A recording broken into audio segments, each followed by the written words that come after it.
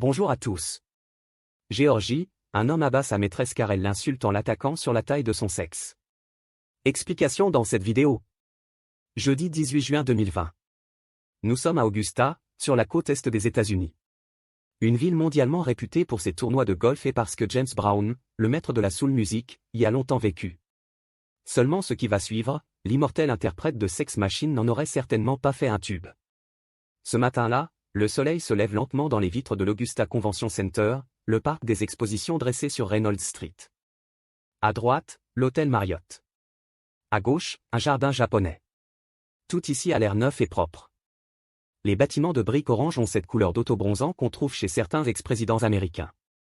Mais c'est encore le réseau de parking souterrain, courant sous le quartier, qui résume le mieux cette American Way of Life, où tout se fait en voiture. Justement, il est 5h55 lorsqu'au pied du parc des expositions, une femme en tailleur, prête à partir au travail, s'arrête devant l'ascenseur qui dessert les parkings du sous-sol. Elle appuie sur le bouton d'appel. Au mur, les chiffres lumineux s'affichent, -3, -2, -1. Enfin la cabine surgit souplement du sol. Sans un bruit, les portes coulissent et d'abord, la femme ne comprend pas. Ses yeux distinguent bien les couleurs, les formes. Elle sent l'odeur métallique du sang. Mais il lui faut quelques secondes pour que l'information monte à son cerveau. La scène de crime, il est vrai, a de quoi lever le cœur. Quelques minutes plus tard, on gèle les lieux en tendant des rubalises d'un bout à l'autre de Reynolds Street. Surtout, après moult tentatives, on a réussi à bloquer les portes automatiques de l'ascenseur. Pas évident de faire son boulot correctement dans cette cabine exiguë qui s'ouvre et se referme sans arrêt. Le corps, écroulé au sol sur le ventre, occupe quasiment toute la place. C'est une femme. Du bout d'un crayon, on fouille dans son brushing châtain clair, on examine l'orifice d'entrée du projectile. Un seul tir à bout portant dans la nuque. Voilà qui explique la gerbe de sang et de matière cervicale coagulée sur la glace de l'ascenseur. Précision, rapidité, brutalité. Tout, dans cette affaire, respire le règlement de compte, l'exécution sommaire. Tout sauf l'identité de la victime. Un agent déchiffre la pièce d'identité extirpée dans son sac. Nicole Harrington, 37 ans, marié, 3 enfants. Chef d'entreprise. C'est sûr, ce n'est pas le profil d'une cible de la mafia. Qui pouvait en vouloir assez à cette mère de famille pour la flinguer d'une balle en pleine tête? Aucun témoin. A priori peu d'indices. Les enquêteurs se préparent à une affaire de longue haleine. Sauf qu'un suspect providentiel, comme par miracle, leur tombe tout cuit du ciel. Un dénommé Jason Cunningham. Le type est un ancien flic.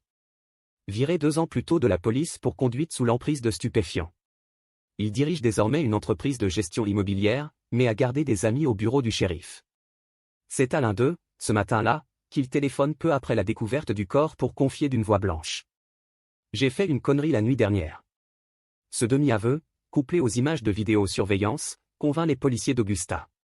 À l'évidence, ce Cunningham, un barbu de 130 kilos, avec un tour de taille de culbuto, est bien leur homme. Reste à lui mettre la main dessus.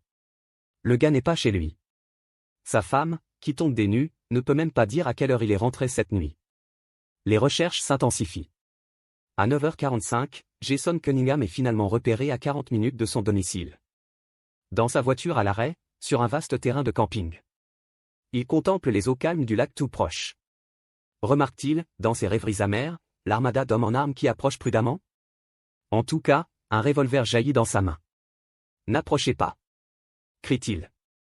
Il est chargé. Fort de ses 17 ans de maison, l'ex-policier se garde bien de braquer ses assaillants. Ce serait signer son arrêt de mort. Il se contente d'agiter son arme, de ses mains dodues et transpirantes, sachant qu'ils ne tireront pas s'il s'abstient de les viser.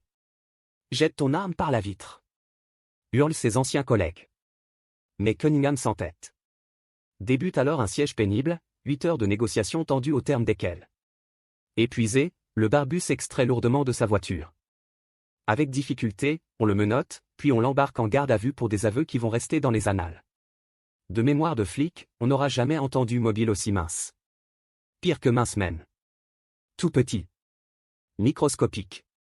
En larmes, Jason Cunningham révèle d'abord que Nicole et lui étaient amants. Puis, il fait le récit de la nuit fatale, le rendez-vous clandestin au niveau -3 du parking du parc des expositions. Sa maîtresse qui se glisse sur le siège passager, émoustillée. Et la douche froide que, dit-il, il lui inflige. Écoute, Nicole. Il faut que je te parle. Jason est marié, il veut que leur liaison s'arrête. Il est lassé de leurs ébats torrides dans les coins de parking. Mais Nicole, pas vraiment habituée à se faire larguer, est furieuse. Le ton monte vite, les mots tapent dur. Et elle finit par hurler, en claquant la portière. Mon mari, lui, au moins il en a une grosse. Ça veut dire quoi ça? Que lui, il en a une petite. L'ancien flic voit rouge. Saisissant l'arme qui ne quitte jamais sa boîte à gants, il s'élance pesamment sur les talons de sa maîtresse. L'ascenseur vient d'ouvrir ses portes, Nicole s'apprête à y monter quand, dans la glace, elle voit surgir la mort. Une seule balle, dans la nuque. Et déjà les portes se referment. Suite aux aveux de Jason Cunningham, le procureur d'Augusta a livré une déclaration embarrassée à la presse. Mesdames et messieurs, en l'état actuel des investigations, il apparaît que le suspect aurait tiré sur la victime parce que celle-ci avait insulté la taille de sa virilité. Un micro-mobile qui n'aura pas attendri les jurés du comté de Richmond. Fin mai, ils ont condamné Jason Cunningham à la prison à perpétuité avec une longue période de sûreté. Il pourrait, au mieux, être libéré en 2058. Avec beaucoup d'années de plus, à défaut des quelques centimètres. Merci d'avoir regardé, n'hésitez pas à partager la vidéo avec vos amis et à vous abonner à notre chaîne pour ne manquer aucune de nos futures vidéos.